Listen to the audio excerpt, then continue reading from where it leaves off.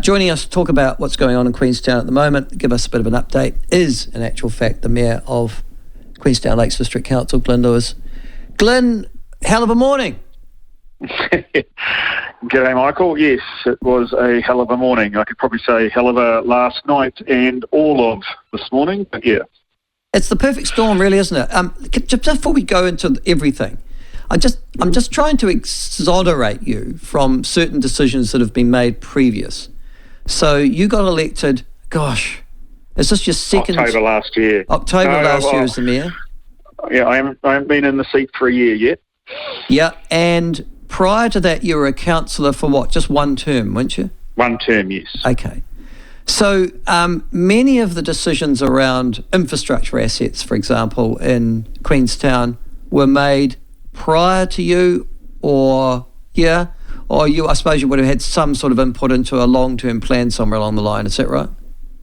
Yeah, during COVID, which was pretty much another one where, because of our no tourism coming into the town, our finances were in a pretty dark way. If I remember back 3 years ago now, so that was that's where all the deferrals started initially. Okay, We'll come to that a little bit later on, but I just wanted to make sure that, because I've been where you are, I know what it feels like.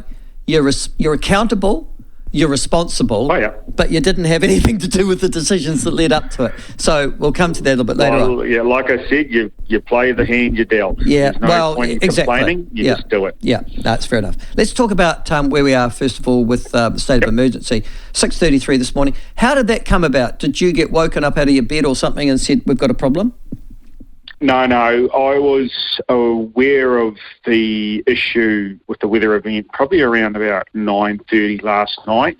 The first watching brief with Glenorchy and the lagoon was probably the first issue we were dealing with. We also at the same time had reports of some landslips occurring up in Fern Hill. We had a rising river in Luggett with some campers at the campground, so we're just if that river raised any further, we would have opened up the Luggett Hall, and then we also had some flooding inundation at Wanaka. So there was a fair bit happening on in the early evening of yesterday, all through into about midnight, and then about 2:30 in the morning, that's when we discovered the debris flow, and when we discovered that, by that stage we'd already had people voluntarily evacuating out of those areas. Obviously in the middle of the night and the early morning you couldn't really assess what was going on. I've got to tip my hat to FENZ.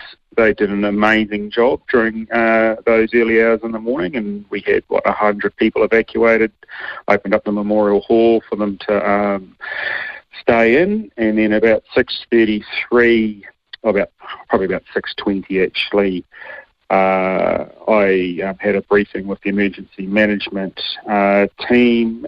We were concerned because obviously the evacuation overnight, they were decamping. We didn't want them to go back to those areas of alluvial, to debris flow, because of the risk of harm, and the police needed powers to keep people away. So hence the reason why. Oh, that's why you've gone into. Yep. Okay. That's why the state of emergency has been declared. Looking for the rest of the day now, we've seen the full light of day. We're in the middle of clean up in most of the areas. The Ben Lomond, where Skyline is, the geotech engineers assessing that with a drone, and we're working with Skyline there. That will probably take a little longer and further assessment, because in the initial observations from the geotech, the view is it's still unsafe. So we'll manage that, and we're also looking, prioritising which buildings to assess as well. So we'll probably shrink the area over the next coming couple of days. Yeah. So obviously businesses and the CBD can continue on as if the closest form to normality as we can, because as you say, we've got school holidays and we still want to invite all the visitors and treat them to the special place that Queenstown is. This morning I saw a report in which you blamed some of the damage in Brecon, or was it Brecon Street, I think, on forestry slash. Do you still hold to that opinion? I wasn't blaming anyone, I just said that there was slash in the street. Right. So that we will look at that after the event. We'll just get through this now, but yeah, there'll be questions asked later on, and I think and that's only acceptable for the community to find out how we can mitigate and never let this occur again. Because that is just for people who know Dunedin, Queenstown, there's the gondola. And you go up the gondola, and there have been lots of, is it wilding pines that have been removed around that area? Yeah, so there's been a major upgrade in the Skyline facility there. One of the conditions for that upgrade was to have a fire break barrier, and that necessitated a fair bit of removal of the pines that grow on the hill slope there. Yeah. So they were actually in the process of cleaning all that up. So again, it's one of those ones where it's occurring. It's just Mother Nature doesn't work to our timetable. It does not. It doesn't have a Monday to Friday 8 to 5 mentality either. Yep. Now, the other thing that strikes me is that you've declared a state of emergency for a week. Are you expecting to lift it, Glyn? Is that what you're saying to me? Yes. So the standard legal framework, as you probably know, is that I signed the declaration, but it's in for 7 days. That's just the standard operating procedure. If the emergency management team see that the emergency subsides earlier in that time, we transition out of it. So you don't want to be keeping these things longer than needed, because then you get politicians like myself reluctant to sign a piece of paper. So there is a high level of trust in this. So I am confident that it will transition in an appropriate time frame. Okay. Now, that takes us back to the next bit. I've had Councillor Matt Wong on, who you'd know well, obviously. Yep. He's got a good tourism business going on, obviously, there as well, in that street, actually. Yes. And he was making the point that things are a bit uncertain. It's the last thing you needed, particularly with school holidays coming around.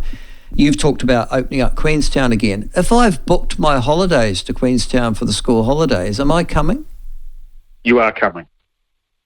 Okay. Come along. We're going to, by the time you arrived here on Monday, there'll only be a certain amount of hot spots and locations. The CBD will be open. The majority of activities, hopefully all activities, will be open.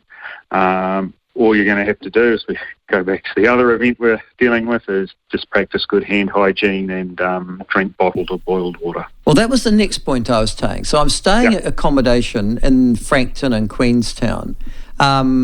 You've got a boil water notice, but I'm aware that I am going to get water coming out of the tap in my motel or hotel room. I'm presumably going to wash my hands after I've gone to the toilet. Yes. Now, but I'm not allowed to drink the water, right? When I'm brushing my teeth, because that could still have cryptosporidium in it. So you brush your teeth with boiled water. You can wash your hands out of the tap. You just got to make sure you wash your hands. I think it was the medical advice is for 20 seconds with soap, and you give it a good dry with a clean towel. Okay. But I can't rinse out my teeth with the water that's coming out of the tap. I'll have to have boiled water made available to me. Best practice is to have boiled water. Okay. It's the same as having a shower. You just don't drink the shower water while you're having a shower. Well, it appears that sort of third world stuff. That's what they tell me when I go to Ecuador. So they tell me don't use the water out of the tap, and don't get the ice and put it in your drink at the bar either, and boil the water. You talked last night, and I thought it was a very fair thing you said about the reputational damage, not just to Queenstown, but to the New Zealand tourism industry from this particular outbreak. I guess the question I'd have, and listen, there'd be the question that everybody in Queenstown would be asking, I'm sure, at the moment, Glyn, is how did it get to the stage where you only protect half of the drinking water of Queenstown from a protozoa like cryptosporidium, which is known to be in the general supply of water that you're drawing from? So first, we'll go to the first thing. So we've had one crypto test at the source point, so it's come back negative. There hasn't been an established link to our water supply at this point. And that's probably, from my point of view, the most frustrating thing about it. I was just going to say, yeah. Yeah, okay. Going to the funding and the finance of actually getting this stuff in and the appropriate kit and infrastructure in, yep, that is a fair point. But we have, I think, 6 non-complying water intakes in this district, and we're one of many councils. I think we're one of 190 schemes across the nation. And how we fund infrastructure, especially for a district where we have such a high visitor load compared to our ratepayer base, it is a struggle. We just have to admit it now. It is a struggle. You know the point I'm going to make. You're at the heart. You're either jewel in the crown of New Zealand's tourism industry. You're either the first or second, depending on what the best export so industry. We are in New Zealand. or we aren't. We are or we aren't. And if NZ Inc. and the tourism industry wants to maintain the status of Queenstown, well, we're going to have to invest in that tourism infrastructure. Yes, because it's as simple as that. Well, most tourists want to be confirmed that they are drinking clean water. Yeah. Yep. And that is probably something I'll have to now pursue at an even more voracious rate than what I have been previously.